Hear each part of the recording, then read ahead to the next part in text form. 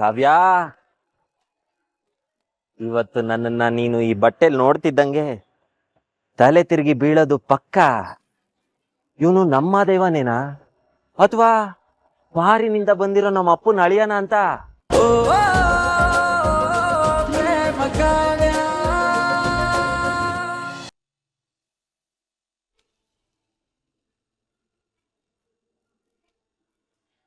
ಒಂದ್ ನಿಮಿಷ.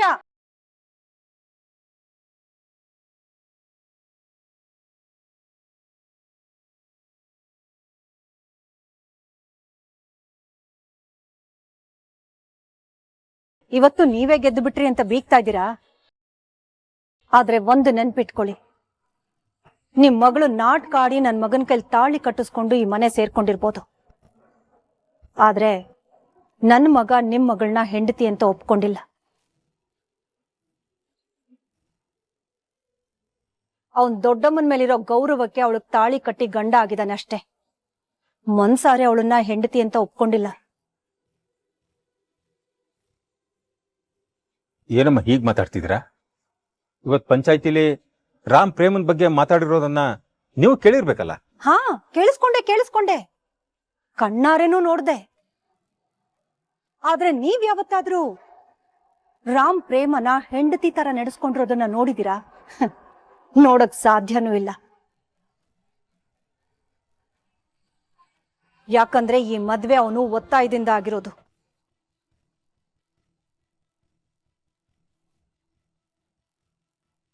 ಏನದ್ಕೆ ನಿಮ್ ಮಾತಿನ ಅರ್ಥ? ಒಬ್ಬ ಗಂಡ ಆಗಿರೋನು ಹೆಂಡತಿನ ಹೇಗ್ ನೋಡ್ಕೋತಾನೆ? ಅವಳಿಗಿಷ್ಟ ಆಗಿರೋದನ್ನ ತಂದ್ಕೊಡ್ತಾನೆ, ಇಷ್ಟ ಆಗಿರೋ ಕಡೆ ಕರ್ಕೊಂಡು ಹೋಗ್ತಾನೆ, ಹೆಂಡತಿ ಆಸೆ ಏನೇನು ಅಂತ ತಿಳ್ಕೊಂಡು ಎಲ್ಲಾನು ಪೂರೈಸ್ತಾನೆ. ನನ್ನ ಮಗ ಇದ್ರಲ್ಲಿ ಒಂದನ್ನ ಮಾಡಿರೋದನ್ನ ನೀವು ನೋಡಿದೀರಾ? ಇಲ್ಲ ಅಲ್ವಾ? ನಾನು ನೋಡಿಲ್ಲ. ಅವಳನ್ನ ಹೊರಗಡೆ ಸುತ್ತಾಡ್ಸೋದಕ್ಕೆ ಕರ್ಕೊಂಡು ಹೋಗೋದಿರ್ಲಿ, ಇಲ್ಲಿವರೆಗೂ ಅವಳಿಗೆ ಅಂತ ಒಂದು ಸೀರೆ ತಂದ್ಕೊಟ್ಟಿಲ್ಲ.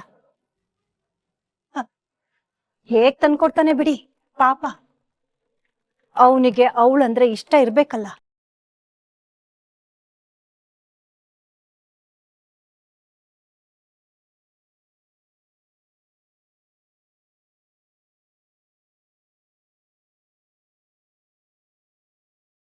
ಏನ್ರಿ ಹೀಗ್ ಮಾತಾಡ್ ಹೋಗ್ಬಿಟ್ರು? ರಾಮ್ಗೆ ನಮ್ಮ ಮಗಳಂದ್ರೆ ಇಷ್ಟ ಅಲ್ವಾ? ರಾಮ್ ನನ್ ಮಗಳನ್ನ ಹೆಂಡತಿ ತರ ನೋಡ್ತಿಲ್ವಾ? ಇವ್ರು ಹೇಳ್ತಿರೋದನ್ನ ನೋಡಿದ್ರೆ ನನಗೂ ಅದೇ ಅನುಮಾನ ಬರ್ತಾ ಇದೆ ಕಣೆ. ಇಲ್ಲಿವರೆಗೂ ರಾಮ್ ಪ್ರೇಮಗೆ ಏನಾದ್ರೂ ತಂದು ಕೊಟ್ಟಿದ್ದಾಗ್ಲಿ, ಅವಳನ್ನ ಎಲ್ಲಾದ್ರೂ ಹೊರಗಡೆ ಕರ್ಕೊಂಡು ಹೋಗಿರೋದನ್ನ ಆಗ್ಲಿ ನಾನು ಯಾವತ್ತೂ ನೋಡ್ಲೇ ಇಲ್ಲ ಅಲ್ಲಿ. ಇಷ್ಟಪಟ್ಟವರು ಯಾರೂ ಈ ರೀತಿ ನಡ್ಕೊಳ್ಳೋದಿಲ್ಲ.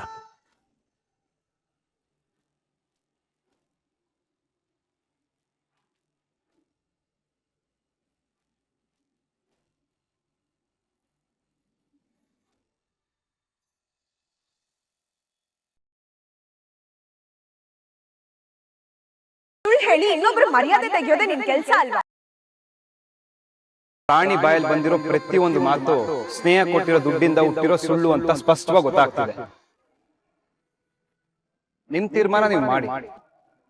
ನಾನು ಪ್ರೇಮಗೆ ತಾಳಿ ಕಟ್ಟಿದಂತೂ ಸತ್ಯ. ಹಾಗೆ ಇನ್ ಮುಂದೆ ನೀವಿಬ್ರು ಯಾವುದೇ ಪಂಚಾಯತ್ ಕರೆದ್ರು ಅದಕ್ಕೆ ಯಾವುದೇ ರೀತಿ ಬೆಲೆ ಇರೋದಿಲ್ಲ.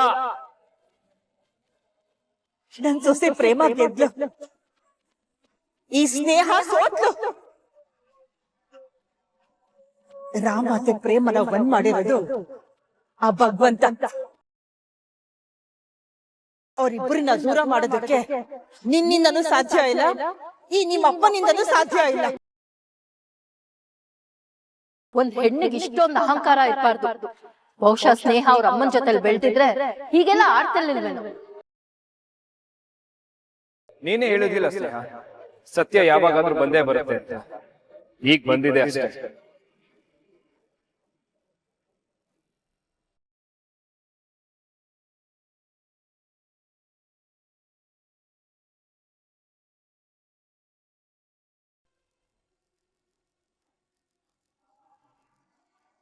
ಯಾಕೊಬ್ಳೆ ನಿಂತ್ಕೊಂಡು ಕಣ್ಣೀರ್ ಹಾಕ್ತಾ ಇದ್ಯಾ? ನಡಿ ಮನೆಗೆ ಹೋಗೋಣ. ಡ್ಯಾಡಿ, ಕಾಲ ಎಷ್ಟು ಬೇಗ ಉಲ್ಟಾ ಹೊಡ್ಬಿಡ್ತಲ್ವಾ. ನಾನು ಅವತ್ ಸಾಯಕ್ ಹೊರಟಾಗ ರಾಮ್ ನನ್ನ ಹತ್ರ ಬಂದು ಏನ್ ಹೇಳ್ದ ಹೇಳಿ? ನೀನೇನು ಯೋಚನೆ ಮಾಡಬೇಡ. ಪ್ರೇಮ ಹೇಳಿದ ಸುಳ್ಳು ಅಂತ ಇಡೀ ಜಗತ್ತಿನ ಮುಂದೆ ಪ್ರೂವ್ ಮಾಡೋವರೆಗೂ ನಾನ್ ಸುಮ್ಮನೆ ಇರಲ್ಲ. ಆ ಪ್ರೇಮ ಮಾಡಿದ ಮೋಸ, ದ್ರೋಹ ಎಲ್ಲಾನು ಎಲ್ರ ಮುಂದೆ ಬಯಲ್ ಮಾಡ್ತೇನೆ ಅಂತ ಮಾತು ಕೊಟ್ಟಿದ್ದ. ಆದ್ರೆ ಇವತ್ತು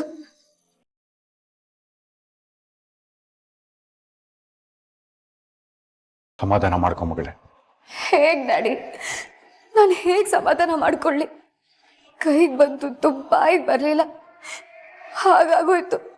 ಆ ಕಾವ್ಯ ಒಬ್ಬಳು ಪರ್ದೆ ಹೋಗಿದ್ದಿದ್ರೆ ಎಲ್ಲ ನಾವು ಅನ್ಕೊಂಡಂಗೆ ಆಗಿರೋದು. ಬರೀ ಕಾವ್ಯ ಮಾತ್ರ ಅಲ್ಲ ಡ್ಯಾಡಿ, ಇವತ್ತ ಪರಿಸ್ಥಿತಿಗೆ ನನ್ನ ಅದೃಷ್ಟನೇ ಕೈ ಕೊಟ್ಬಿಡ್ತು. ಪ್ರೇಮ ತಪ್ಪೊಪ್ಕೊಂಡ್ರು ಪರಿಸ್ಥಿತಿ ಅವಳ ಕೈ ಹಿಡಿದ್ಬಿಡ್ತು daddy. How daddy, how she so lucky. ನನಗ್ ತುಂಬಾ ನೋವಾಗಿದೆ. ಏನ್ ಗೊತ್ತಾ, ನನ್ನ ಪರವಾಗಿದ್ದಿದ್ ರಾಮ್ ಇವತ್ತು ಆ ಪ್ರೇಮನ್ ಪರವಾಗಿ ನಿಂತು ಮಾತಾಡಿದ್ದು. ನಾನು ಎಷ್ಟು ಪ್ರಶ್ನೆ ಮಾಡಿದ್ರು ಅದನ್ನ ಕೇಳಿಸ್ಕೊಳ್ದೆ ಅವಾಯ್ಡ್ ಮಾಡಿದ್ದು. ಡ್ಯಾಡಿ ಡ್ಯಾಡಿ, ನನ್ ರಾಮ್ ಇಲ್ದೆ ಬದುಕಕ್ ಆಗಲ್ಲ ಡ್ಯಾಡಿ. ನನಗ್ ನನ್ ರಾಮ್ ಬೇಕು, ನನಗ್ ನನ್ ರಾಮ್ ಬೇಕು ಡ್ಯಾಡಿ. ನನ್ನೋನ್ ಆಗ್ಲೇಬೇಕು. ಅಳ್ಬಿಡ ಮಗಳೇ, ನಿನ್ನ ಹತ್ರ ನನ್ನ ಎದೆ ಸೀಳ್ದಂಗಾಗುತ್ತೆ. ಆ ರಾಮ್ ನಿನ್ನಿಂದ ದೂರ ಹೋಗಿರ್ಬೋದು, ಆದ್ರೆ ಅವನನ್ನ ನಿನ್ನ ಹತ್ರ ತರೋ ಜವಾಬ್ದಾರಿ ನಂದು. ನಿಮ್ಮಪ್ಪ ಇನ್ನೂ ಬದುಕಿದ್ದಾನೆ, ಮರಿಬೇಡ. ಆ ಪ್ರೇಮನ್ ಸುಖ ಇನ್ನು ಹೆಚ್ಚು ದಿನ ಇರೋದಿಲ್ಲ. ನನಗ್ ಭಯ ಆಗ್ತದೆ ಡ್ಯಾಡಿ. ಅವನ್ ಎಲ್ಲಿ ಅವಳ ಪ್ರೀತಿಲಿ ಕಳ್ದೋಗ್ಬಿಡ್ತಾನೆ ಅಂತ.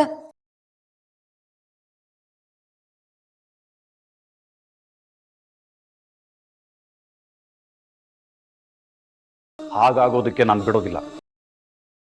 ಈ ಧನ್ರಾಜ್ ಏನ್ ಅನ್ಕೋತಾನೋ ಅದನ್ನ ಸಾಧಿಸೋ ತನಕ ಸುಮ್ಮನಿರೋ ಮನುಷ್ಯನೇ ಅಲ್ಲ. ಆ ರಾಮ್ನ ನಿನ್ ಮಡ್ಲಿಗೆ ಹಾಕಕ್ಕೆ ನಾನು ಏನ್ ಬೇಕಾದ್ರೂ ಮಾಡೋದಕ್ಕೆ ರೆಡಿ. ನೋಡ್ತಾ ಇರು ನಾನು ಏನ್ ಮಾಡ್ತೀನಿ ಅಂತ.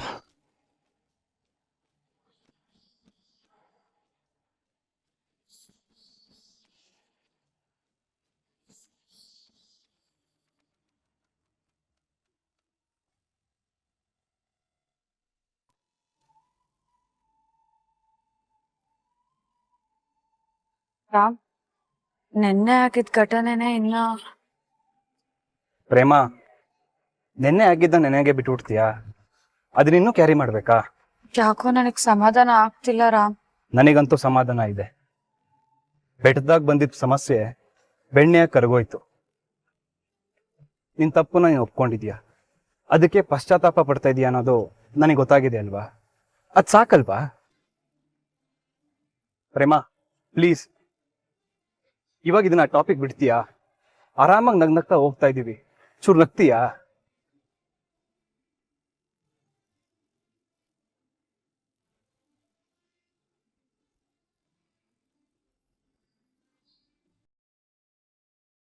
ರಾಮ್, ಸ್ವಲ್ಪ ಗಾಡಿ ನಿಲ್ಸು. ದೇವಸ್ಥಾನ ದಾರಿ ಇರೋದು ಆ ಕಡೆ, ನೀನ್ ಯಾಕೆ ಈ ಕಡೆ ಹೋಗ್ತಿದ್ಯಾ? ದೇವಸ್ಥಾನ ದಾರಿ ಮರ್ತೋಯ್ತಾ? ದಾರಿ ಮರ್ತಿಲ್ಲ ಪ್ರೇಮ, ಎಲ್ಲ ನೆನಪಿದೆ. ದೇವಸ್ಥಾನಕ್ಕೆ ಆಮೇಲೆ ಹೋಗೋಣ. ಅದಕ್ಕಿಂತ ಮೊದಲು ಒಂದು ಮುಖ್ಯವಾದ ಕೆಲಸ ಇದೆ, ಮೊದಲು ಅಲ್ಲಿಗೆ ಹೋಗೋಣ. ನಿನ್ ಕೆಲ್ಸನಾ? ನಂದು ಅಂತ ಅನ್ಕೋಬಹುದು, ನಮ್ದು ಅಂತ ಅನ್ಕೋಬಹುದು. ಅರ್ಥ ಆಗ್ಲಿಲ್ವೋ? ಹೋದ್ಮೇಲೆ ಗೊತ್ತಾಗತ್ತೆ. ಅಲ್ಲ, ನಿನಗೇನಾದ್ರೂ ಕೆಲ್ಸ ಇದ್ರೆ ನೀನೇ ಮುಗಿಸ್ಕೋಬೋದಲ್ವಾ? ಸುಮ್ನೆ ನಾನೇ ಯಾಕೆ ಅಂತ. ನೀನ್ ಸ್ವಲ್ಪ ಸುಮ್ಮನೆ ಇರ್ತೀಯಾ? ನಾನಿನ್ನ ಇಲ್ಲಿ ಕರ್ಕೊಂಡು ಹೋಗ್ತೀನೋ ನೀನು ಅಲ್ಲಿಗೆ ಬರ್ಬೇಕಷ್ಟೇ.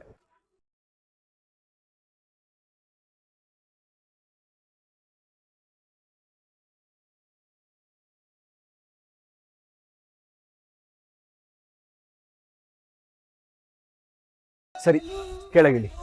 ರಾಮ್, ಇದ್ ನಿನ್ ಕೆಲ್ಸ ಅಲ್ವಾ? ನೀನೇ ಹೋಗ್ಬಾರೋ, ಅಲ್ಲಿ ದೊಡ್ಡ ದೊಡ್ಡವರೆಲ್ಲ ಇರ್ತಾರೆ. ಸುಮ್ನೆ ನಾನ್ ಯಾಕೆ ಅಂತ. ಪ್ರೇಮ, ನಮ್ ಕೆಲ್ಸ ಅಂತ ಹೇಳ್ದೆ ತಾನೆ? ಇಲ್ಲೇ ನಮಗ್ ಕೆಲ್ಸ. ಇಲ್ಲಿ ಪೂಜೆ ಸಾಮಾನ್ಯ ಆದ್ರೂ ಸಿಗುತ್ತಾ? ಅಯ್ಯೋ ದದ್ದು, ಪೂಜೆ ಸಾಮಾನು ತಗೊಂಡೋದಕ್ಕೆ ನಾವ್ ಇಲ್ಲಿಗೆ ಬಂದಿಲ್ಲ. ನಿನ್ನನ್ನ ಶಾಪಿಂಗ್ ಮಾಡ್ಸೋದಕ್ಕೆ ಕರ್ಕೊಂಡು ಬಂದಿದ್ದೀನಿ.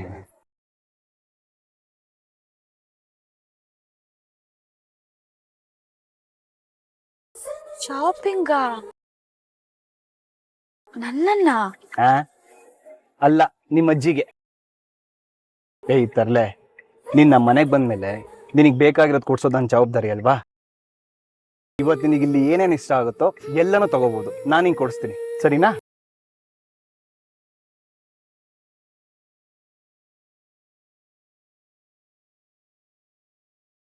ಏನಾಯ್ತು? ರಾಮ್, ಸ್ವಲ್ಪ ಜಗಡ್ತೀಯಾ? ಏ ಮೆತ್ತಗೆ ಮೆತ್ತಗೆ, ಯಾರಾದ್ರೂ ಕೇಳಿಸ್ಕೊಂಡ್ರೆ ನಾನು ಹಿಂಗೇನೋ ಮಾಡ್ತಿದ್ದೀನಿ ಅಂತ ತಪ್ಪು ತಿಳ್ಕೊಂತಾರೆ ಅಷ್ಟೇ. ಅಯ್ಯೋ ಹೌದಲ್ವಾ, ಅದಿರ್ಲಿ, ಇದಕ್ಕಿದ್ದಂಗೆ ಶಾಪಿಂಗ್ ಯಾಕೆ ನೆನ್ಪಾಯ್ತು? ನೀನು ಹೇಳಿದ್ ಬಾ, ನಾನು ಹೇಳ್ತೀನಿ.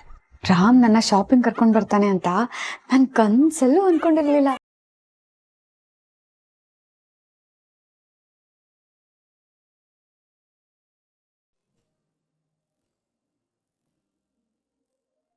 ನೋಡು ಪ್ರೇಮ, ಅದ್ಯಾಕೆ ಇದ್ಯಾಕೆ ಅನ್ನೋಂಗಿಲ್ಲ, ನಾನು ಕೊಡ್ಸಿದ್ರೆ ಎಲ್ಲಾನು ತಗೋಬೇಕು.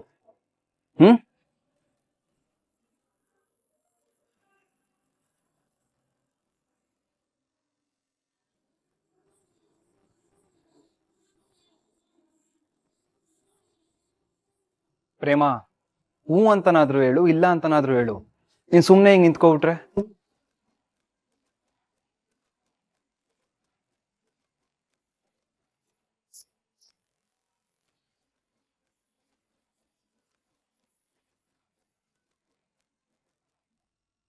ಹಲೋ ಪ್ರೇಮ, ಏನ್ ಹಾಗೆ ನೋಡ್ತಿದೀಯಾ? ಅದು ಇದೆಲ್ಲ ನಂಗೆ ಹೊಸದಲ್ವಾ. ಸೀರೆ ಅಂಗಡಿ ಬಂದಿರೋದಾ? ನಿನ್ ಜೊತೆಗ್ ಬಂದಿರೋದು. ಮತ್ತೆ ನನ್ ಜೊತೆನೆ ಇರ್ಬೇಕು ತಾನೆ. ನೀನ್ ಅಲ್ಲಿ ಇಲ್ಲಿ ನೋಡ್ತಾ ನಿಂತ್ಕೊಂಡ್ರೆ ಹೇಗೆ ಹೇಳು? ನಿನಗೆ ಗೊತ್ತಲ್ವಾ ನಾನು ನಡೆಯೋದ್ರಲ್ಲಿ ಫಾಸ್ಟು ಅಂತ. ಬಾ ನನ್ ಜೊತೆ.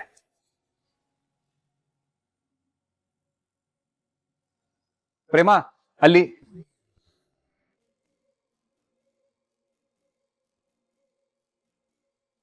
ಪ್ರೇಮ, ನಿನ್ಗೆ ಎಷ್ಟು ಸಲ ಹೇಳ್ಬೇಕು ನನ್ ಜೊತೆನೆ ಇರುವಂತ? ಕ್ಷಮಿಸು ರಾಮ್.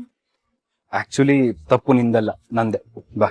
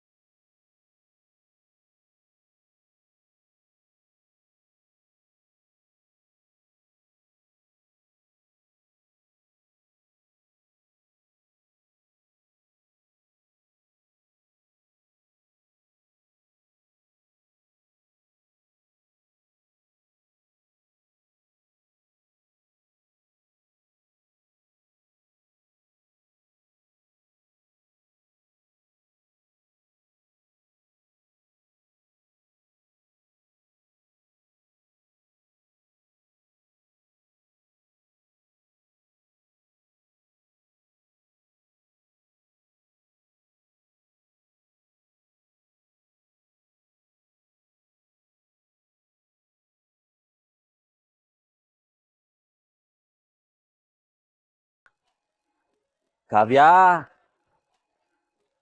ಇವತ್ತು ನನ್ನನ್ನ ನೀನು ಈ ಬಟ್ಟೆಲ್ ನೋಡ್ತಿದ್ದಂಗೆ ತಲೆ ತಿರುಗಿ ಬೀಳೋದು ಪಕ್ಕ. ಇವನು ನಮ್ಮ ದೇವನೇನಾ ಅಥವಾ ಪಾರಿನಿಂದ ಬಂದಿರೋ ನಮ್ಮ ಅಪ್ಪನ ಅಳಿಯನ ಅಂತ ಬಾಯಿ ಮೇಲೆ ಬೆರಳಿಟ್ಕತ್ಯಾ? ಹಂಗ್ ಬತ್ತೀನಿ, ನೋಡ್ತಾ ಇರು. ಹೌದು, ಆ ಪಾಲ್ಟಿನಾಗೆ ಈ ಟಸ್ಸು ಪುಸ್ಸು ಅಂತ ಇಂಗ್ಲಿಷ್ ಮಾತಾಡೋರೆಲ್ಲ ಬಂದಿರ್ತಾರೆ. ನಾನು ಹೊಸಿ ಅಭ್ಯಾಸ ಮಾಡ್ಕೊಬಿಡೋಣ. Hello, thank you, please, no no, ya ya ya. My name Madeva, ತ್ರಿಶೂಲ, ಡಮರುಗ, ತ್ರಿಕಂಡ್, ಅಲ್ಲ ಥೂ, ಮೂರ್ಕಂಡ್, Madeva Madeva, ya ya. Super.